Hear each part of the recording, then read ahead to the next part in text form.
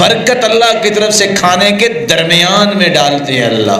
فَكُلُوا مِنْ حَافَتِي، تم کناروں سے کھایا کرو برکت باقی رہے۔ وَلَا تَأْكُلُوا مِنْ وَسَطِي، اور تم درمیان سے نہ کھایا کرو، منع کر دیا۔ لیکن جن کو نشہ ہوتا ہے اللہ تعالیٰ معاف فرمائے، کچھ لوگوں کا ذہن ہوتا ہے زندگی کا آخری کھانا ہے، شاید دوبارہ نہ موقع مل سکے۔ یہ مسلمان کی شان نہیں ہونی چاہیے۔ اور اگر آپ نے دیکھنا ہو کسی شادی بیاہ پہ دیکھ لیا کرو، اللہ کی قسم دیکھ کے سوائے شرمندگی کی اور کیا کہہ سکتے ہیں؟ بھی کھانا ہے، اللہ کی نعمت ہے، اگر تم دوڑ نہیں بھی لگاؤ گے پھر بھی مل جائے گا، اور اگر آپ بیٹھے رہو گے کوئی آپ کو ڈال کے بھی لا کے دے دے گا۔ اتنی حرص کھانے کی، اور پھر وہ کھانا پھر بھی بچ جاتا ہے، لیکن حرص ختم نہیں ہوتی۔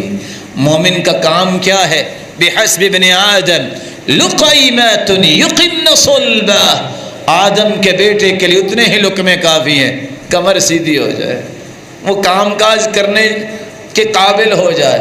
فإن كان لا محالہ، اگر ضروری کھانا ہے کہ پتہ چلے کہ آج ہمارے بھائی مجاہد سامنے کو بڑا اچھا کھانا پکایا ہے، تو پھر بھی اندھے نہ ہو جاؤ، نشے میں نہ جاؤ، پھر بھی 3 حصوں میں تقسیم کرو۔ فَثُلُثٌ لِطَعَامِ، آج ہی لاہور کے فلاں ہوٹل میں کھانا ہے، 1 حصہ پیٹ کا کھانے کا رکھ لو۔ وَثُلُثٌ لِلشَّرَابِ، 1 حصہ پانی کے لیے رکھ لو۔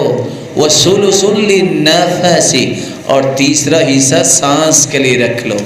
لیکن بادشاہ لوگ زیادہ ہیں، وہ کہتے ہیں یہ 3 حصے تو کھانے سے بھرو نا، وہ پانی تو دائیں بائیں آ ہی جائے گا، سانس کی کون سی بات ہے آئے نہ آئے۔